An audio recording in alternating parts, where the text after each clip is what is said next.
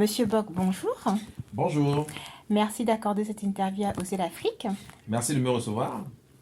Pourriez-vous vous présenter en quelques lignes, s'il vous plaît, donc vos origines, les études que vous avez eu à faire, votre travail? Alors, mon nom est Dibon Barimbol, je suis un auteur, un écrivain, un conférencier. Je me suis spécialisé depuis quelques années dans ce que j'appelle les humanités fondamentales. Le professeur Cheikh Anta Diop peut utiliser la formule humanité classique africaine. Et en fait, qui est un corpus qui consiste à décrire les relations que l'Égypte pharaonique entretient avec les peuples qui vivent actuellement au sud du Sahara. Ce que je peux dire en quelques mots, auteur de plusieurs ouvrages en fait qui portent effectivement donc sur ces relations, les relations que l'Égypte antique a entretient avec les peuples au sud du Sahara, c'est-à-dire l'Afrique noire. Et voilà déjà quelques années que je travaille dans ce domaine. D'accord. Et vous êtes de quelle origine, monsieur Bock? Je suis d'origine camerounaise. D'accord. Et votre travail n'a pas toujours été celui-là. Que faisiez-vous avant de vous lancer Oh, j'ai eu plusieurs vies, c'est certain, mais généralement, j'aime pas trop en parler parce que j'estime que c'est pas absolument nécessaire d'évoquer ces autres aspects parce que bon, pour ce que je fais, c'est pas quelque chose d'essentiel. Mais il est certain que j'ai fait d'autres choses dans ma vie. J'ai un MBA, c'est-à-dire une maîtrise en administration des affaires. C'est cela ma formation, je vais dire, académique de base. Mais naturellement, mon intérêt a toujours été porté vers l'histoire et les langues, d'où en fait les orientations récentes qui sont les miennes dans le domaine professionnel. D'accord, mais quelle était votre profession donc Oui, j'étais banquier. Je suis D'accord, banquier de métier, voilà. très bien.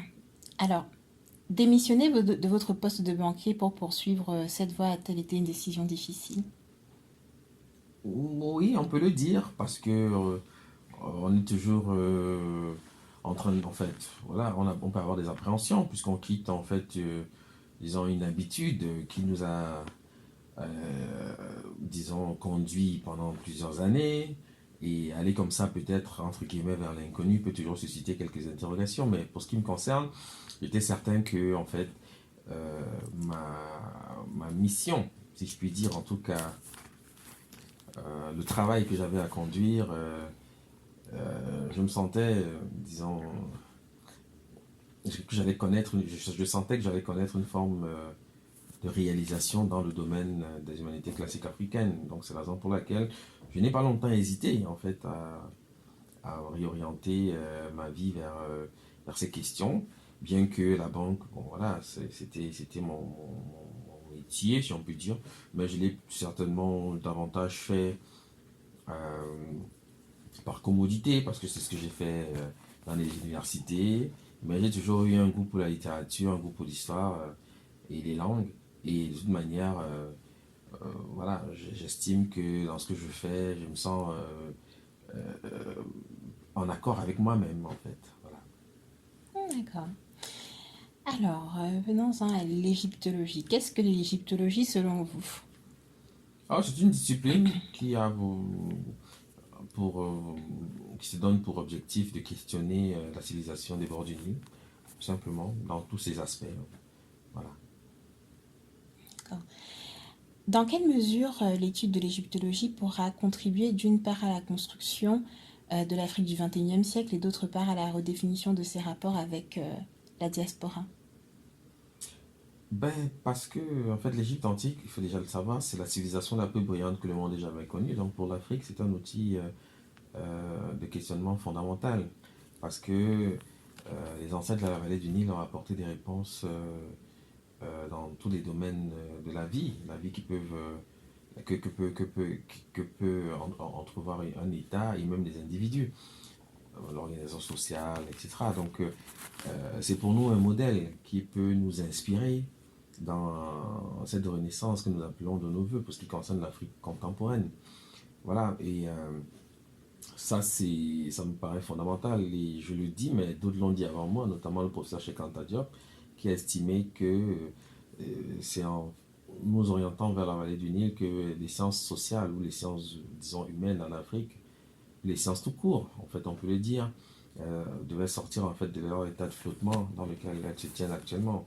Parce que l'Égypte antique est pour l'Afrique noire ce que la Grèce pour l'Europe occidentale, par exemple. Donc, on ne peut pas imaginer aujourd'hui l'Europe occidentale sans la Grèce, parce que la Grèce imprègne absolument toute la société occidentale. C'est ce que nous souhaitons et ce que nous appelons. De toute façon, c'est ce qui va se produire pour ce qui concerne l'Égypte antique et l'Afrique noire, parce que on ne peut pas envisager une renaissance sans un outil comme celui-là. J'ai dit outil, mais ce n'est pas dans le but de diminuer l'importance de la civilisation égyptienne. Mais il faut bien comprendre que notre objectif n'est pas de parler de la civilisation égyptienne pour parler de la civilisation égyptienne, car cela n'a que peu d'intérêt. Mais le but en réalité, c'est à travers elle d'actualiser en fait notre patrimoine culturel, parce que l'Égypte antique et l'Afrique contemporaine ont un système, si je puis dire, en fait, en forme de métaphore, de vase communicant. Donc il est simplement question pour nous d'éclairer ces rapports et d'actualiser en fait patrimoine culturel africain. Voilà.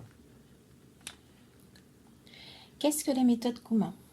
Ah, la méthode Kumas, c'est la lecture analytique des hiéroglyphes égyptiens à partir des langues africaines modernes. C'est comme Jacques l'a défini. C'est une lecture analytique, j'insiste, parce que il y a deux manières d'approcher la question des hiéroglyphes.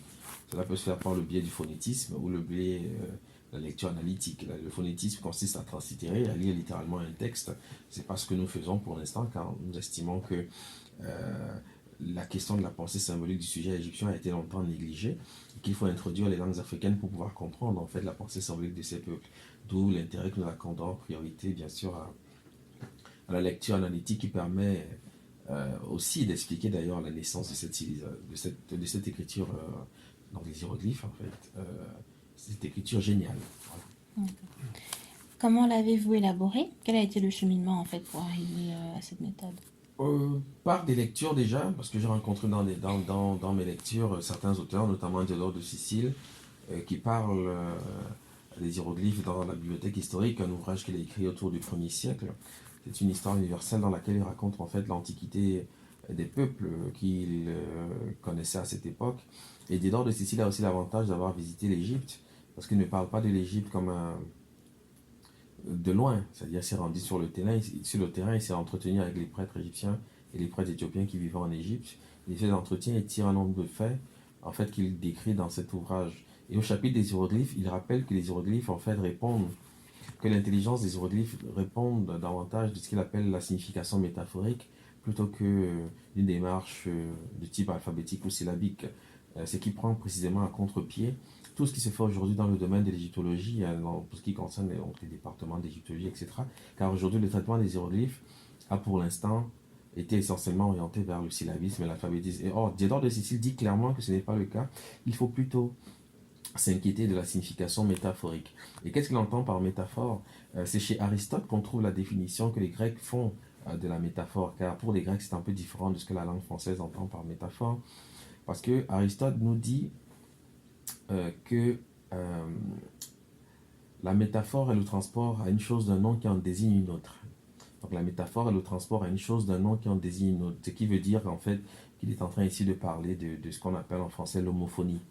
L'homophonie. Parce que les Grecs, c'est ce que les Grecs appellent métaphore, c'est ce que la langue française appelle homophonie en réalité. Et c'est bien cela la clé de compréhension des caractères sacrés égyptiens, le système homophonique.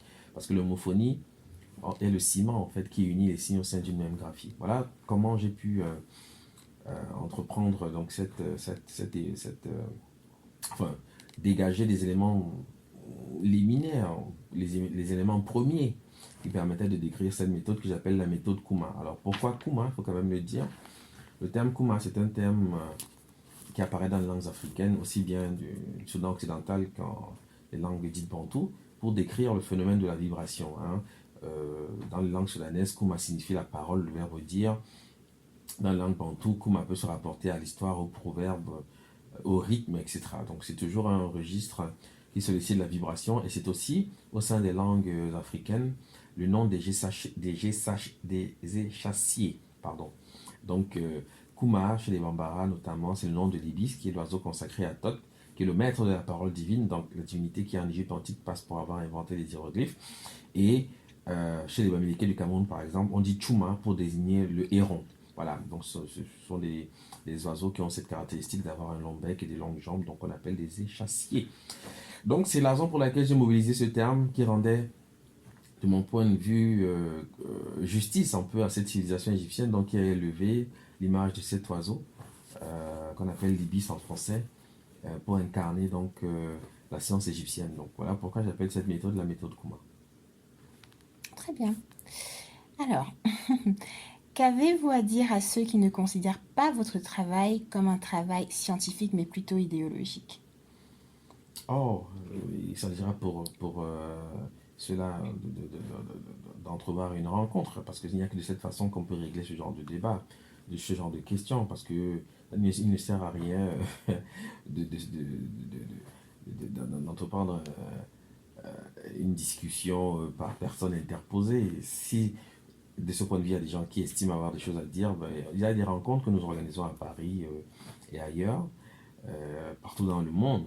Ils seront toujours, il y a toujours cette possibilité pour eux aussi de participer à nos rencontres. Et je suis tout à fait ouvert, effectivement, à participer à de telles rencontres pour en fait faire la preuve euh, du caractère parfaitement, entre guillemets, scientifique. Quoique ce soit un mot un peu galvaudé, mais enfin, le caractère parfaitement raisonnable, si je puis dire, rationnel, pour mettre ces mots en opposition à l'idée à la notion d'idéologie. Je suis toujours ouvert au débat. Moi, c'est de cette façon qu'on peut régler ce genre de débat et je suis parfaitement ouvert à cela. Donc, et je dis que de toute façon, le temps est là pour aussi nous donner raison parce que ce sont des propos qui ont été aussi opposés aux travaux du professeur Cheikh Anta Diop à son époque, puisqu'on disait qu'il avait cette démarche dans le but de doper les indépendantistes ou les indépendances africaines. Bon, il y a toujours comme ça des arguments qu'on peut porter en forme de critique, mais le seul moyen de régler ce genre de situation, eh bien, c'est d'aller au tableau. Et moi, je suis parfaitement ouvert à ce qu'on organise autour de ces questions des assises hein, pour trancher le débat. Voilà. D'accord. Qu'est-ce que l'association Djeli? Ndjali, c'est une association, d'ailleurs c'est un mot déjà, Ndjali c'est un groupe de mots qui signifie le chemin de la connaissance en langue bassa au Cameroun, peuple du sud Cameroun. Ndjel c'est le chemin, I c'est la connaissance, donc Ndjali le chemin de la connaissance. C'est une association qui œuvre dans le domaine des humanités fondamentales et voilà, qui m'accompagne dans le travail qui est le mien déjà depuis quelques années et qui est basé à Paris certes, mais qui a l'ambition d'ouvrir des représentations un peu partout où j'ai l'occasion de me rendre dans le cadre de mes travaux. C'est notamment le cas en Martinique, puisqu'il y a déjà là-bas en Martinique un groupe Jelly, c'est également le cas à Marseille bientôt, et puis à Hambourg aussi. Donc nous travaillons en fait à la diffusion des humanités fondamentales, ce que chez Anta Diop appelait les humanités classiques africaines, et cela se fait dans un cadre, dans le cadre voilà, de la Renaissance africaine, pour montrer en fait non seulement aux Africains, bien entendu, mais au monde tout simplement, eh bien, le bénéfice qu'il peut avoir à s'intéresser précisément au patrimoine culturel africain. D'accord. Comment avez-vous constitué votre équipe? Alors, ce n'est pas moi qui l'ai constitué, parce que je ne fais pas partie de l'association Djeli, je tiens quand même à le mentionner. Je suis une personne ressource au sein que l'association accompagne. Mais je ne suis pas membre de l'association, donc c'est une association parfaitement autonome qui est comment dire, animé par des personnes ressources, donc un président, une trésorière notamment, et des assemblées, une assemblée générale. Bref, voilà, il faudrait peut-être s'orienter vers les membres de cette association pour leur poser des questions de cette nature, car je n'ai pas vraiment d'informations, moi, de mon point de vue. C'est simplement une association qui m'accompagne, qui a fait le choix de m'accompagner dans mon travail de pédagogue. Voilà. D'accord, mais vous êtes bien au fait de ce que l'association propose, par exemple les produits principaux, comment comment faire évoluer l'offre de ce que l'association propose. Oui, Oui. parce que, disons, quand vous dites produit, bon, c'est un terme un peu, mais je comprends ce que vous voulez dire. Disons, les projets de l'association s'inspirent de mon travail, bien entendu, Mhm. les voyages que nous réalisons, voilà, ce genre de choses. Euh, Mhm. participe essentiellement du travail que moi je peux accomplir par ailleurs. Donc oui, je suis au courant, hein, D'accord. mais il est préférable, honnêtement, de vous approcher de l'association pour avoir ce genre de détails parce que je ne suis pas, même si je suis au courant, je ne suis pas nécessairement la personne la mieux indiquée pour en parler.